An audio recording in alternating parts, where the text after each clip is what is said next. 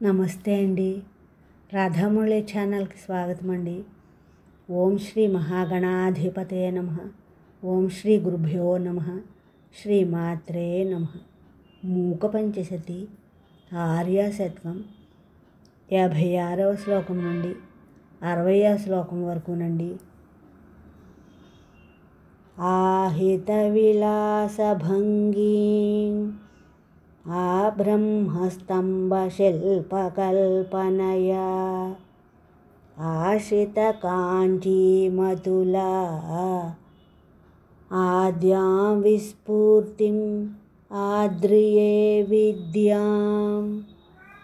బ్రహ్మ నుండి స్తంభం వరకు అనగా ఉత్తమ జీవి నుంచి అధమాధమ జీవి వరకు గల శిల్పాల కల్పనని విలాసంగా చేసేది మొదటి వృత్తిజ్ఞాన అహంకార రూపం కలిగినది.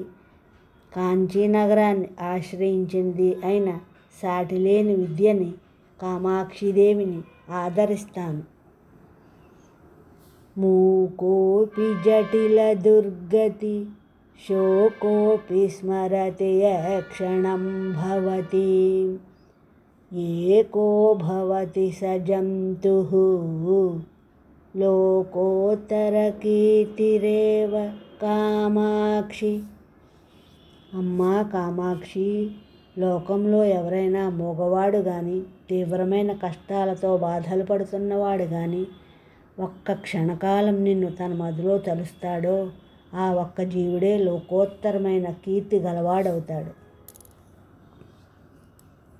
పంచదశ వర్ణ రూపం కంచేన కాంచీ విహారధౌరేయం పంచశరీయం శంభోః పంచన వైదగ్ధ్యమూలమవలంబే. కాంచీపురంలో కామాక్షిదేవితో విహరించడానికి ఎంతో ఆసక్తిని చూపే శంకరుణ్ణి వంచాలనే మన్మథుడి నేర్పరితనానికి మూలమైనది. అనగా శివుడి చేత సంహరించబడ్డ మన్మథుడు తిరిగి అమ్మవారి కళ్ళ నుంచి పునర్జన్మ పొందాడు. ఆ అమ్మవారి కళ్ళను శివుడు చూడగానే మన్మథుడి ప్రభావంతో కామాన్ని పొందాడు. ఇది అమ్మవారి సాయంతోనే మన్మథుడు చేయగలిగాడు. 15 వర్ణములతో కూడిన పంచదశీ మంత్రస్వరూపిణి అయిన ఒకానొక అమ్మ కామాక్షిదేవిని ఆశ్రయిస్తాను. పరిణమతీం చతుర్ధా పదవీం సుధియాం సమేత్య సౌషిమ్నీం పంచాశదన్నకల్పిత పదశిల్పాం తాం నమామి కామాక్షీం.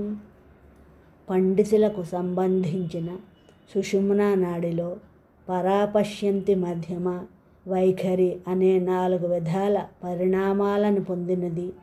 50 వర్ణాలతో ఎన్నో పదశిల్పాలు కల్పించినది అయిన ఆ కామాక్షిదేవికి నమస్కరిస్తాను.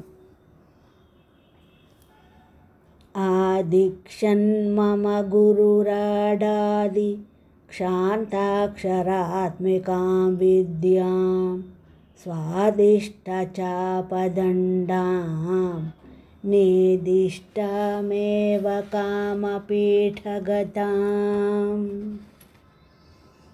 ఎంతో తీయని చెరుకుగడ విల్లుగా ధరించినది, కామపీఠంలో ఉన్నది, అకారాది క్షకారం వరకు ఉన్న అక్షరాల స్వరూపంగా కలది, చాలా దగ్గరగా ఉన్నది అయిన విద్యను అమ్మవారి మాతృకాక్షరాలను నా గురు సార్వభౌముడు నాకు ఉపదేశించాడు. నా ఈ శ్లోకాలు మీ అందరికీ నచ్చినట్లయితే లైక్ చేయండి, షేర్ చేయండి, సబ్స్క్రైబ్ చేయండి. మీ రాధ.